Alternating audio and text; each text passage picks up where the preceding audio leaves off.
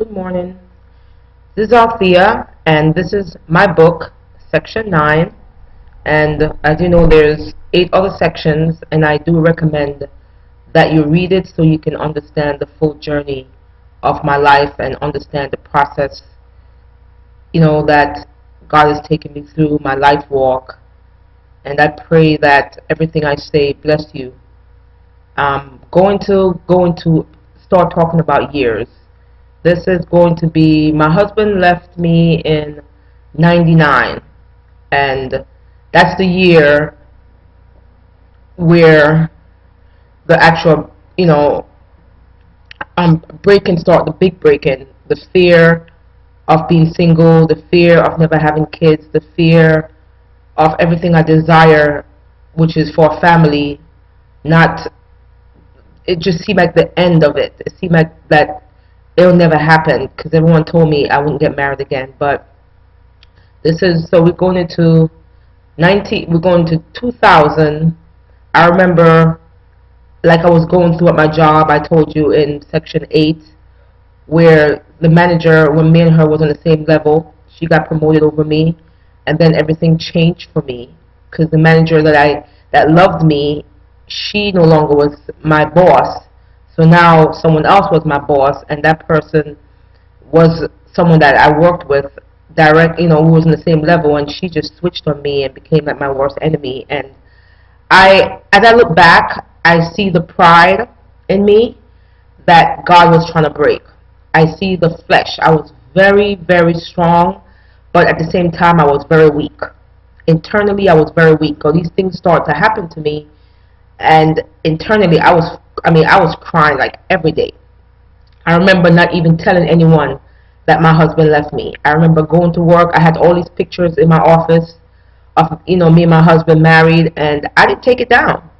Even after my husband left me, I didn't take it down. I just went to work and act as if nothing happened because I was trying to cover up. I was trying to cover up my image. I was embarrassed that my husband left me. I was.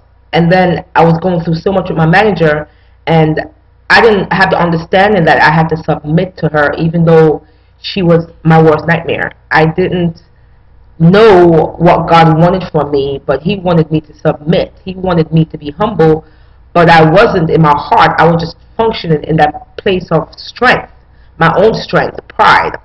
That was how I was surviving it, and keeping my divorce, my separation from everyone at work. I remember going through my manager, and I remember one day she called me in the office, and she was talking about my work, and I just wouldn't submit to her. I was busy fighting her. She was just talking about what she expected of me, and that I wasn't communicating to her, and because she was really being really mean, so I just kept working harder. I was showing up to work early, maybe an hour early. I was thinking that if I just worked my butt off, I would get my promotion. I thought she was going to be fair. I thought she was going to separate the relationship from my work. And I felt like, all my numbers were good. The volume was increasing.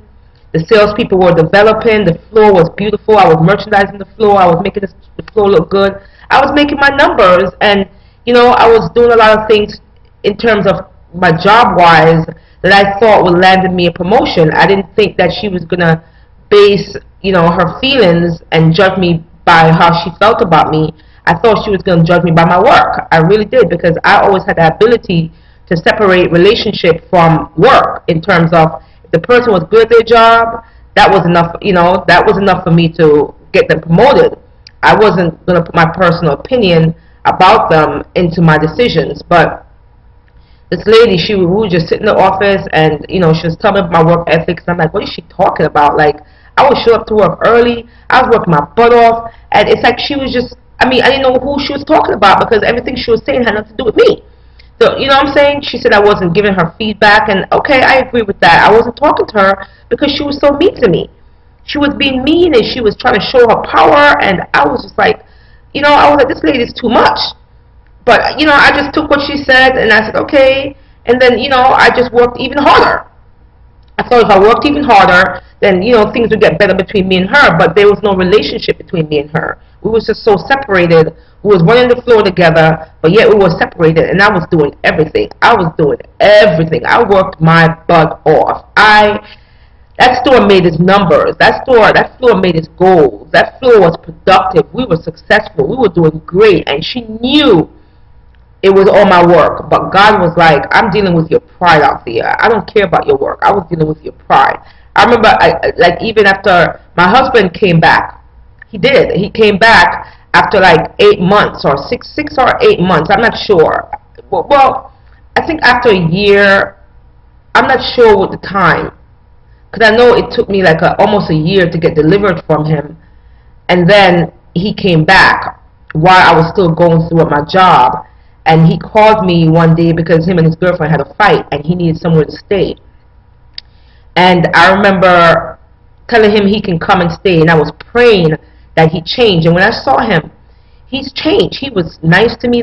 I let him stay in my house because him and his girlfriend had a fight, so he had nowhere to stay. So I let him stay in my house. And I was just praying that he changed. So I started cooking again.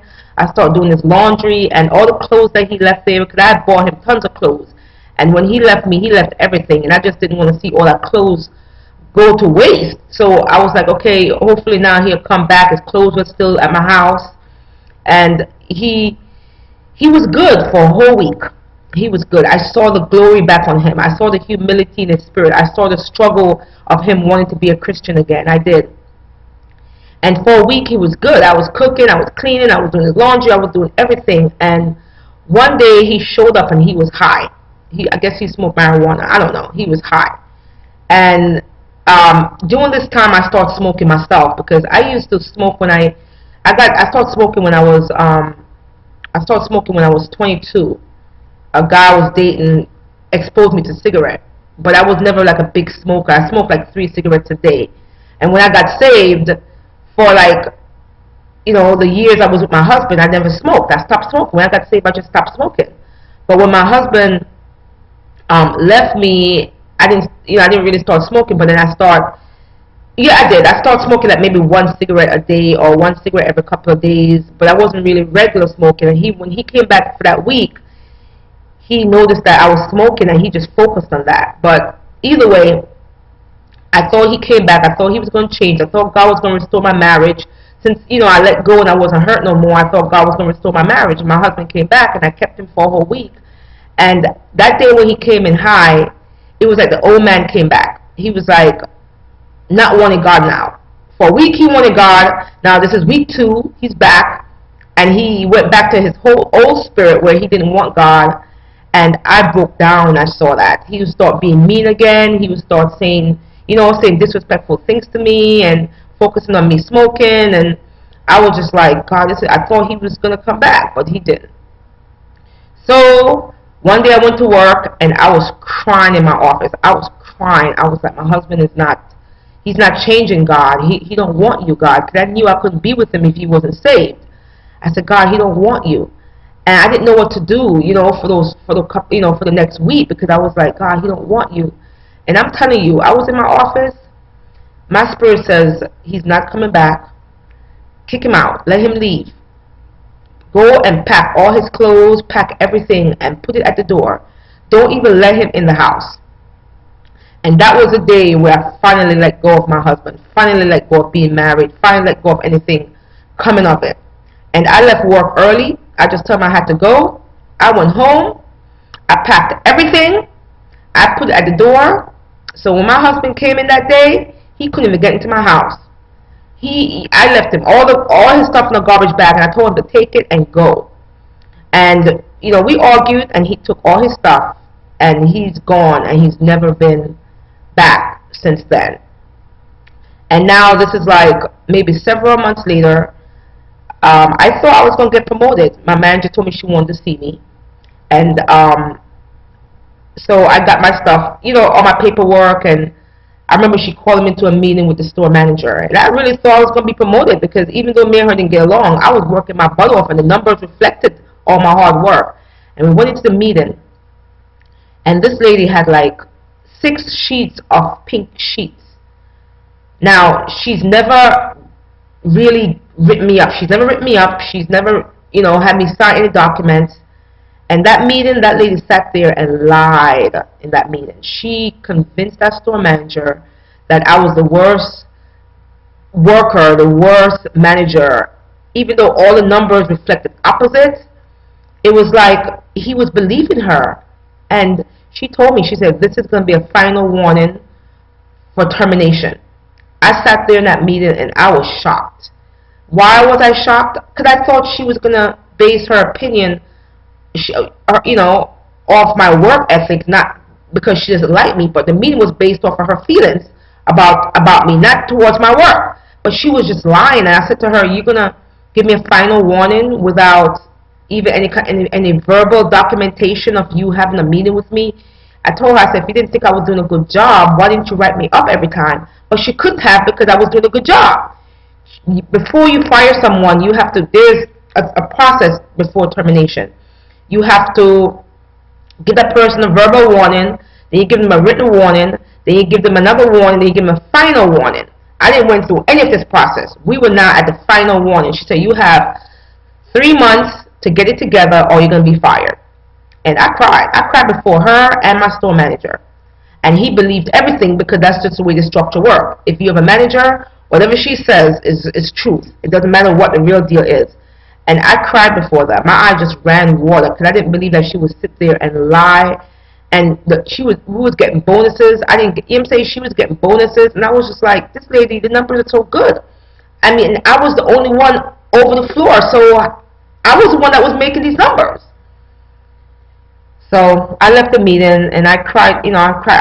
I was a Christian. I said, "God, I didn't understand what God was doing. I said, how can she get away with lying? How can that man believe everything she was saying?" So for those 3 months, I came to work double early. I stayed late. I worked morning, noon, and night. I worked so hard. I mean, I knew the numbers got even better. And I knew that they was going to take away that final warning. So one day they called me to a meeting. I was excited. I thought I was going to get promoted. I tried to change my attitude with her and try to, do everything correctly to get that pink slip to be gone. So they called me to a meeting, and this meeting was now across the street.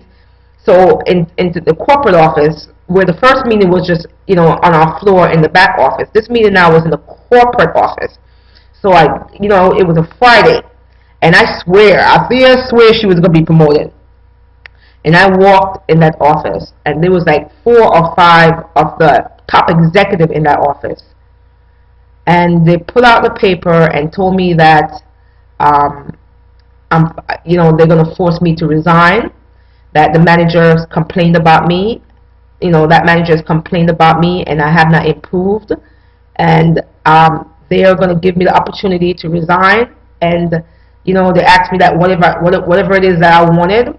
So I told them that I wanted paid for a whole month. I wanted the whole month of paycheck. It would probably take me a month to get another job. So I told them I wanted paid for a whole month, and then I wanted all my savings and all my stocks and everything that the company owed me. I wanted it, and they forced me to resign. And I signed the paper, and they promised me that I would never mention them ever. So I signed the shit. That's why I can't talk about their name, because they told me I can't mention their name. And what happened to me in the office, I can't mention that ever again, so I can't mention their name. But they gave me a fight, they forced me to resign, and I resigned. And that day when I left, I was just like in awe. The day before that, I went to a church, because I was in church every day. Because I was going through a lot. So I was in church Monday, Tuesday, Wednesday, Thursday, Friday, Saturday, Sunday. Oh, I was in church all the time, because I was dying. Everything was overwhelming. So I was going to this church, and there was like over 1,000 people in this church, and they had a conference. This is the Thursday before the Friday where I got fired. Well, forced to resign. Fired, forced to resign, what's the difference? It's all the same. I was in this church, and there was over 1,000 people, and this preacher on stage called me out. I was in the back, and he called me to stand. And he said that God is going to do a miracle for me. God is going to, God is trying to promote me. He said, God's going to promote you. God's going to deliver you. God's going to turn things around for you.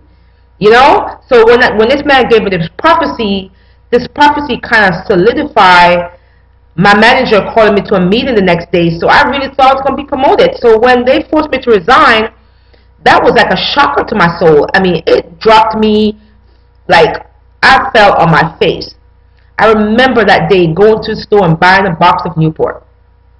I was just tired. I was like, God, this is too much. And I sat in Central Park, and I was just too numb to cry. I just thought, I smoked a cigarette, and I wasn't a real smoker then, so I just kind of like smoked a cigarette and threw the pack away. Because everything was just so overwhelming. I was just like, I remember calling that guy up from church, and the one I told you that he was my friend, and he actually worked with me also. And I was telling him everything, and he was just blowing it off. He was like, "Oh, please, not a big deal. You get another job. Let it go. Move on." But he wasn't getting how traumatizing all this was for me. It was just like having your life together and then everything falling apart. It was just, I didn't know how to survive it. I didn't know how to find myself. I mean, because I identify my life by my job and being married and the hope of having kids. Those were everything I was. So when those things started to fall apart, I didn't know how to find myself. And I was just so mad at God. I was like, God, what is going on? What are you doing?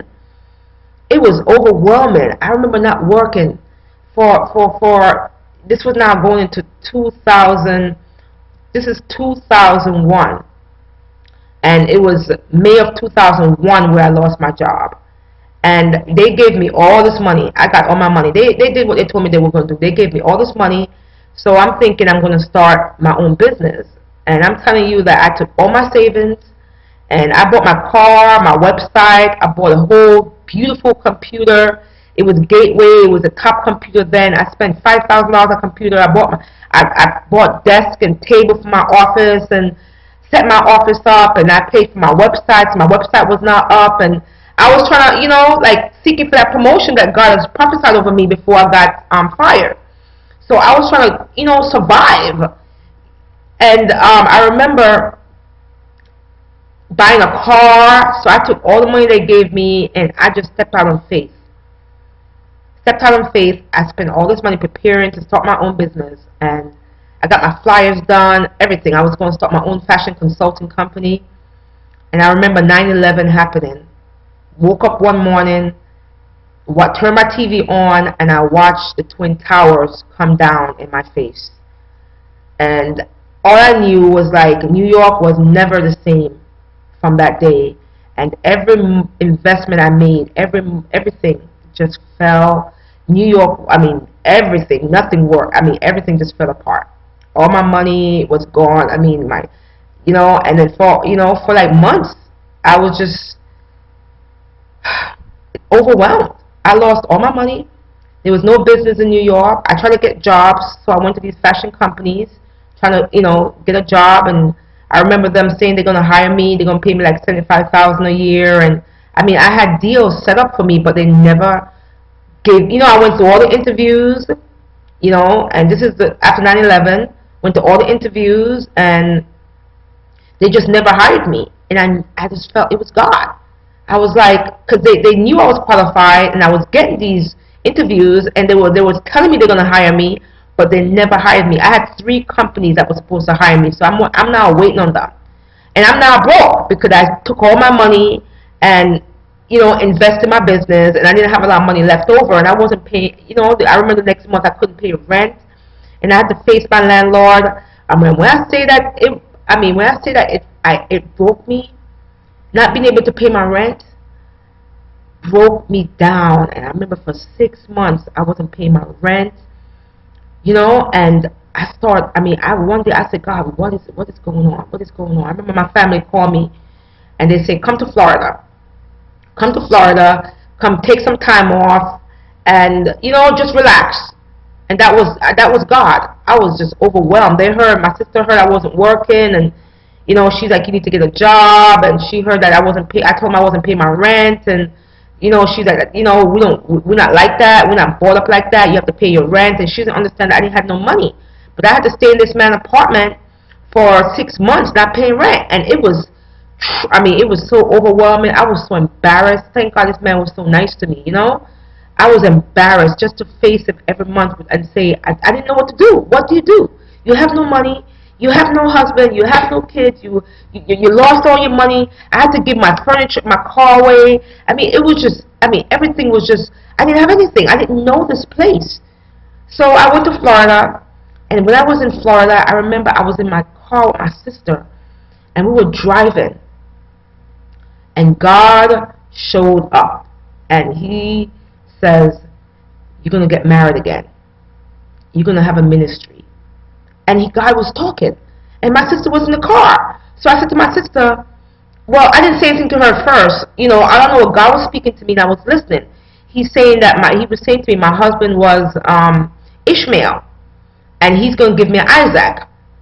And He said that He told me that my husband was dead, but He was talking about spiritually. But I thought it was natural, like my husband was going to die. I really thought my husband was going to die because He was telling me my husband was dead. And He's like, Althea, if you have an apple tree, and what that one apple is dead, are you going to let that apple die, or are you going to bury that apple so a tree can come forth and bear thousands of apples?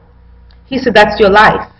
He said, I'm going to bury you, but He didn't say that, but He was just letting me know something is going to come off your life. I'm not going to let your husband leaving you destroy your life. But He's like, you're going to get married again, and you're going to have a ministry. It's going to be you and your husband, and I'm going to do this for you. He's like, you know, and He told me. And I'm telling you, from the moment God spoke that to me, it was like, this was the beginning of the real breaking. This was the beginning of the real breaking. I mean, if you thought what I went through before that was bad, that was nothing compared to the overwhelmingness of God speaking to me in that season of my life. I mean, His word, His promise to me was like water to a thirsty soul. I was so overwhelmed by the promise. I told my sister, I said, Dawn, God just spoke to me. She was in the car with me. I said, God just spoke to me. He told me I'm going to get married again. He told me I'm going to have a ministry. He told me He's going to use me. And, you know, my sister kind of believed me. But from that day on, I was overwhelmed. And what I understood from it, I thought, honestly, I kept saying, God, who's my husband? Is it the guy that I was friends with at church? And I thought it was him. Because I didn't know Florida. I didn't know I was going to live in Florida. I didn't know that, you know, 13 years was going to pass by after the promise. I'm just thinking when He promised me that, I was just thinking that, you know, I was going to get married because he was the person, the guy at church was the person I was closest to. So I thought he was going to be my husband, and me and him was going to have a ministry because he was the one that I was closest to. You know what I'm saying? So in my mind, I didn't think nobody else because there was nobody else in my life. So I'm like, I'm going to get married again. I thought it was this guy. And I started to have feelings for him because, when, you know, during the time of, you know, me losing my job and me losing my husband, me and him became close, and I ended up starting to like him. And then, you know, it was just overwhelming. And everyone knew I liked him, and people were warning him to stay away from me because I was going through all these loss. I was going through all these stripping. I was like the talk of the church, and my husband had left me, and people were all mad at me, and now they know I lost my job and I wasn't working and I wasn't paying my bills, and now I'm talking about God say. And that day in Florida, I called my friends up in New York, and I told them what God had told me. And then I called that guy up and I said, did God tell you something? Did God tell you something about me and you? He's like, no. He didn't know what I was talking about because I thought God would have told him. You know, I said, you sure God didn't say anything to you? He's like, no. And I called my friends up, and when I got back to New York, I'm telling you, everything changed. Everything changed. Everybody started acting funny. My friends started acting funny. I called my friends together in a group, and I was telling them, you know, what God promised me. And I really thought it was this guy. And, I mean, he didn't know what I was talking about.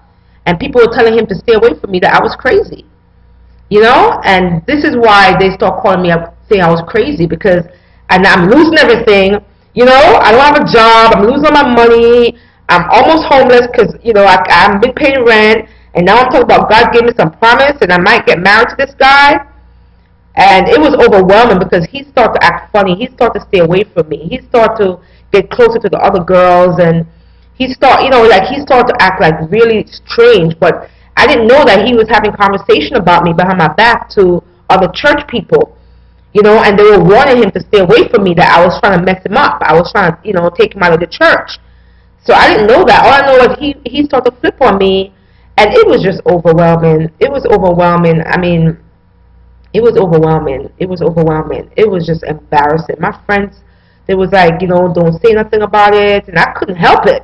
Everything was just like, I was like water inside. Everything, I was just going crazy. Everything, I would just go emotionally. I mean, I wanted this guy to love me. I wanted this guy to affirm what God promised to me, and he just didn't know what I was talking about. And he was no longer like my friend anymore because he was just acting strange. I guess he heard that I said that God said I was going to get married to him. I thought when God gave me the promise, I just thought about it in where I was, in my life in that time. I didn't see myself with anybody else, or I wasn't close to nobody else. That God was like my close friend. So I didn't think it took 13 years, 14 years in the future. You know what I'm saying?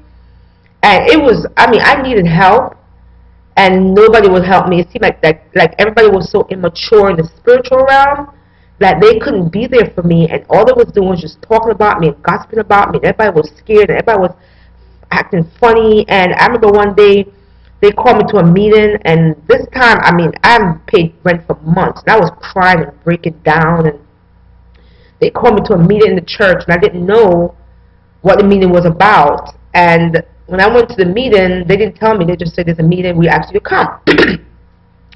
And I went to the meeting, and it was my pastor and this guy.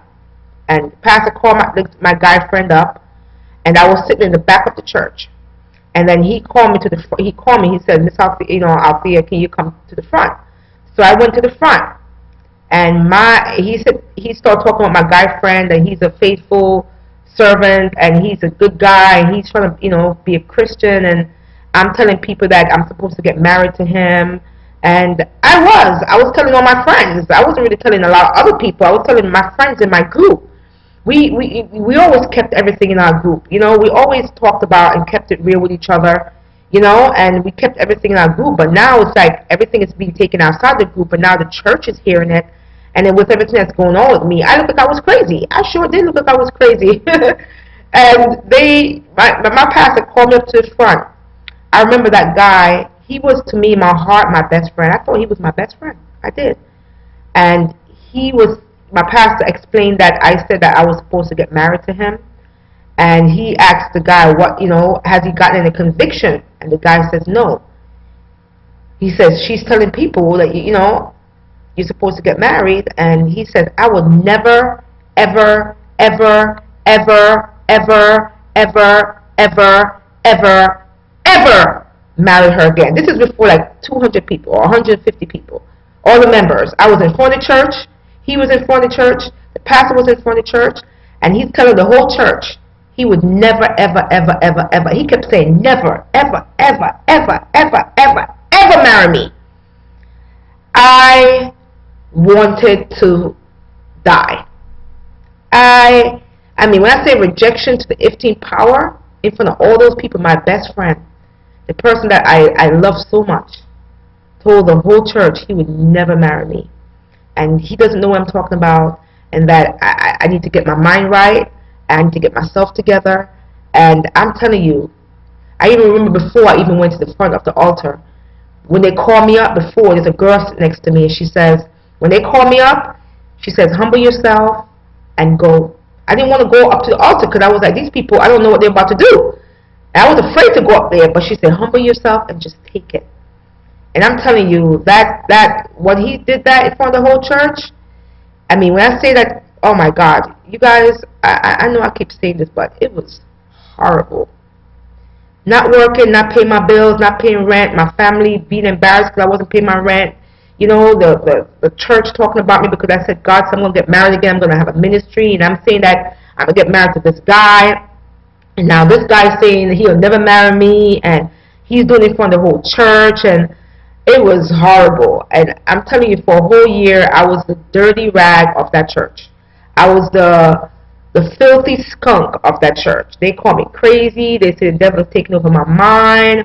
I had a couple friends that was betraying me, that was egging on everything, and it was just, I mean, the devil just used that situation and just escalate everything.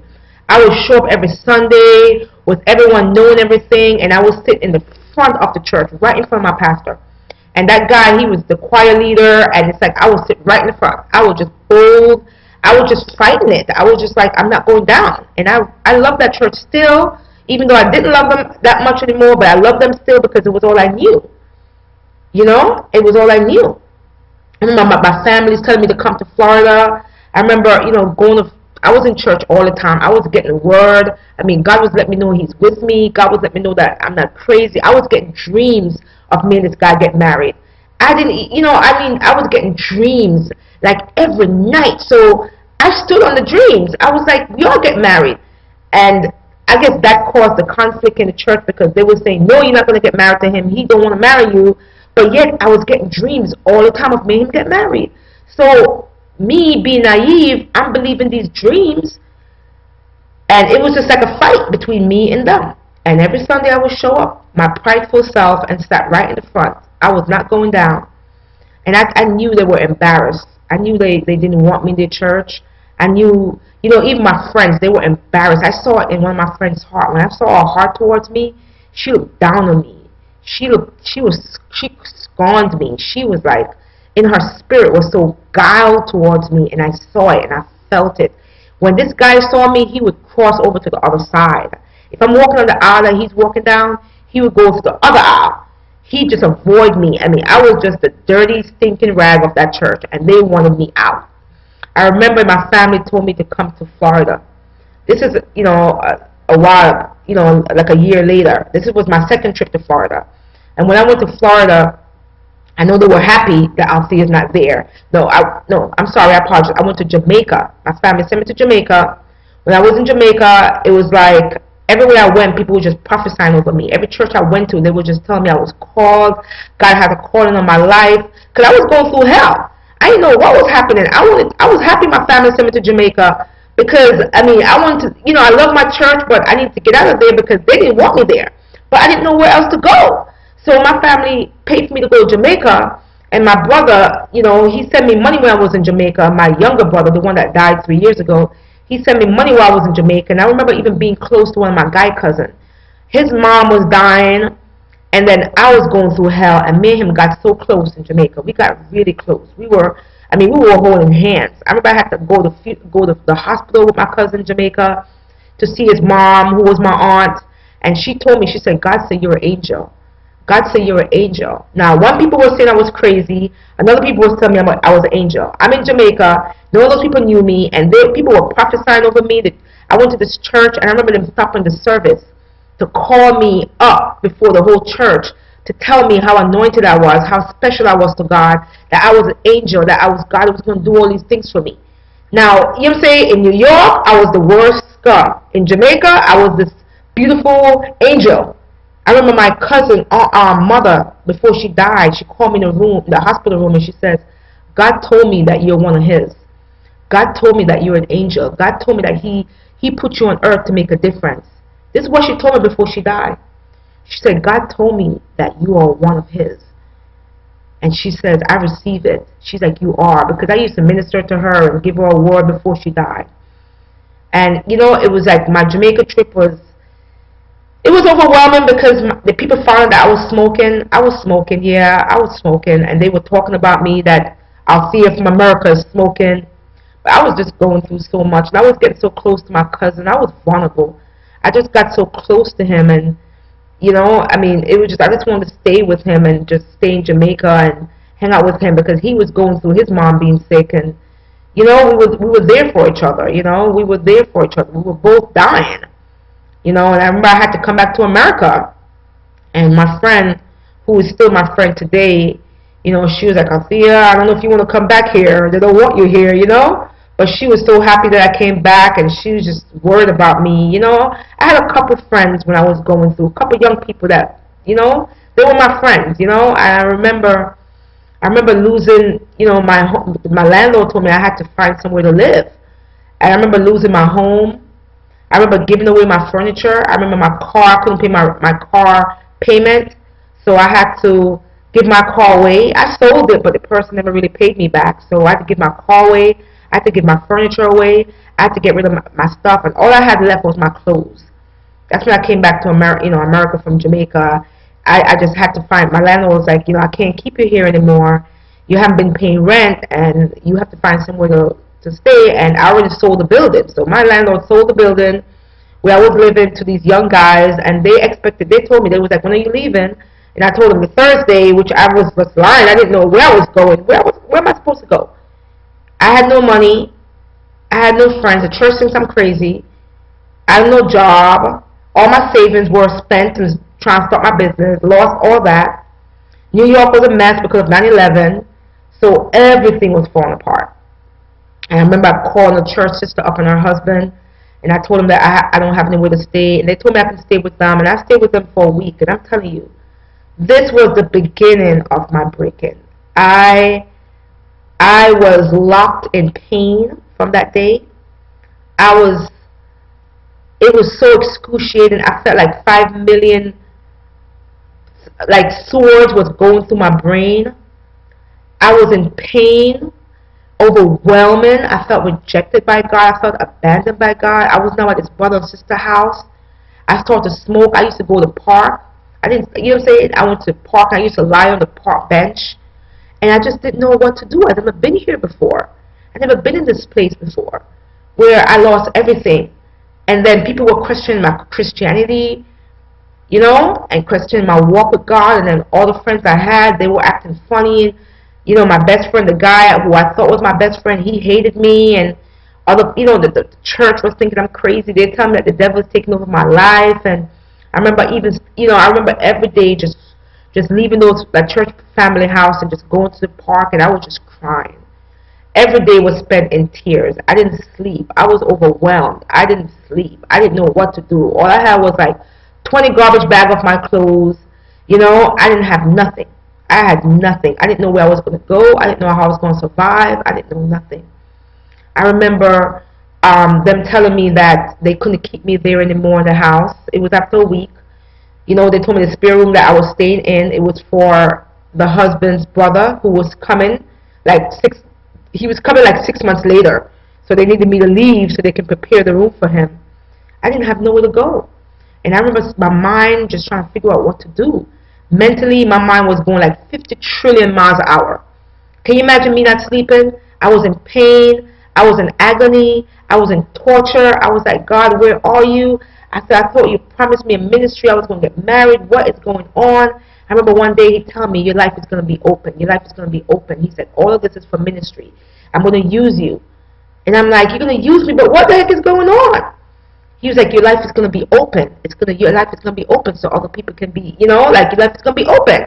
So I'm telling these people, my life is going to be open. God is going to bless me. I'm going to get married. I'm going to have a ministry. They thought I was crazy because my life was the very opposite.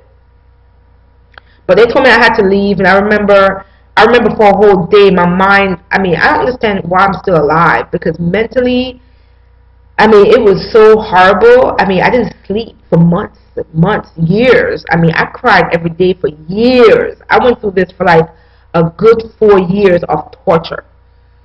People prophesying over me. Everywhere I go, I'm getting a word from God, and then the people that I knew thought I was crazy were speaking destruction into my life and telling me that I had demons in me, but yet there's another group telling me that I was, called by God, and it was just, oh my God, it was so much. I know you guys are tired of me saying that, but it was just overwhelming, and that was the beginning of Althea's real death.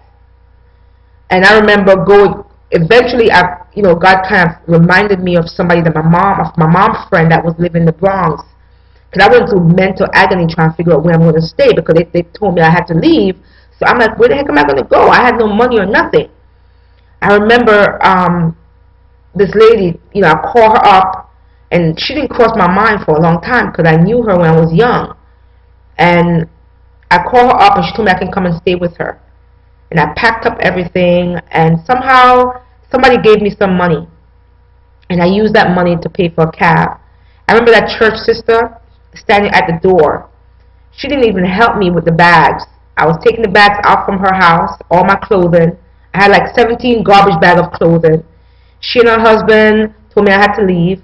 I called a cab. She called, one of her friends was over, and all three of them stood there and watched me take out all my garbage bag of clothes. They didn't offer to help me, and I put it in a cab. And they just watched me. And I realized that they didn't love me. I realized that they weren't with me. I realized that I went to church with them for 5 years, and they really didn't love me because they just stood there and watched me.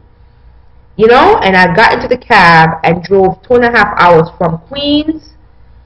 So I was living in Brooklyn. The church people that helped me for a week was in Queens, and now I'm moving to the Bronx.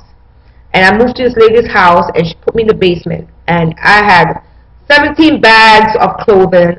I was in this basement. It was dark. I was on a bed. I remember just to walk away from my church life, just to walk away from everything that I knew as normalness. Now I'm in another realm. I'm now officially homeless.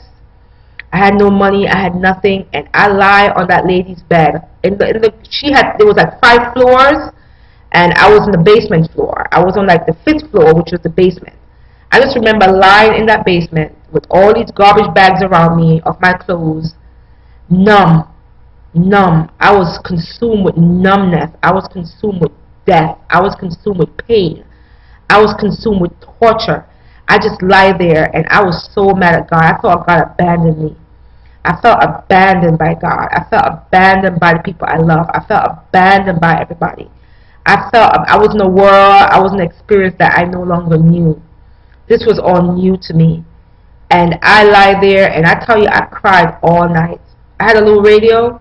I put the music on, and my body was so filled with pain that I was just numb. I thought I was dead. I was just lying there on my back, and I was consumed with pain.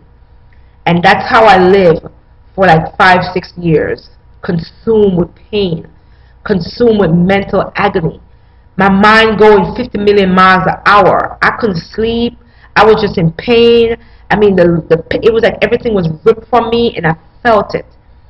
I was reading the Bible, and I couldn't understand the Bible because it was saying I never seen the righteous forsaken, the seed begging bread. But I felt like I was the righteous that was forsaken. I felt forsaken. I started smoking. Every nickel I got, I bought cigarettes with it. I was smoking like 6-7 cigarettes a day. I just sat in the backyard at that lady's house, and I just smoked, and I smoked, and I just wanted to die. I wanted to die. And I remember calling some of my church sisters up, some of the young people that kept talking to me, and you know, they were so worried about me. They were so concerned. I even tried to go back to the church. It was just, I just wouldn't leave. I would get on the train now, coming from the Bronx, get on the train for 3.5 hours just to go to my church in Queens, the church where they didn't want me there. And whenever I show up, it would just make the church uncomfortable. You can tell the church was just uncomfortable. They were just not happy. They didn't want me there. But it's like that guy was the only vision of the promise, and it was like my hope. So I just wanted to see him, or I just wanted to be in that church where it was familiar to me. I would get in the train from the Bronx and get on the train all the way to Queens. So I had to go through the Bronx, I had to go through Manhattan, and I had to go through Queens because they were at the last stop on the Queens train. I took all that transportation just to go back to the familiar. That's where it was familiar to me. When I show up, ooh, they were talking. I felt like they hated me and they didn't want me around, but they didn't know. I didn't know anything else. I didn't have another world. So I went back to the world that was rejecting me, but it was all I knew. And I still thought that God was my husband because I was still getting all these dreams that he was my husband. So I just wanted to go back because just seeing him brought me some comfort about everything I was going through.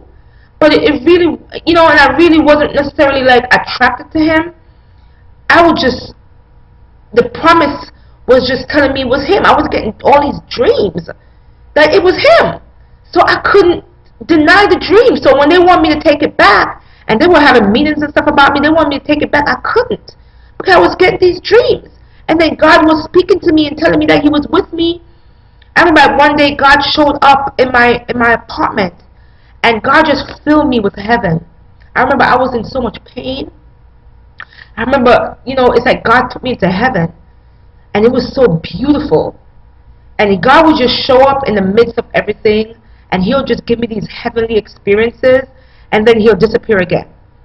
And I'll be good for a week, and then I'll go back to my pain. But, I think God showed up a lot when he saw that I was going to die. When he saw that the pain, the mental chaos, the mental agony, the enemy was attacking me, I mean, I was getting spirits attacking me from every direction. I felt like hell was unleashed on my life. You know, and these people were having meetings about me. They were talking about me. They were saying I was smoking. They were saying I was drinking. They were saying she wasn't a Christian. I mean, whatever.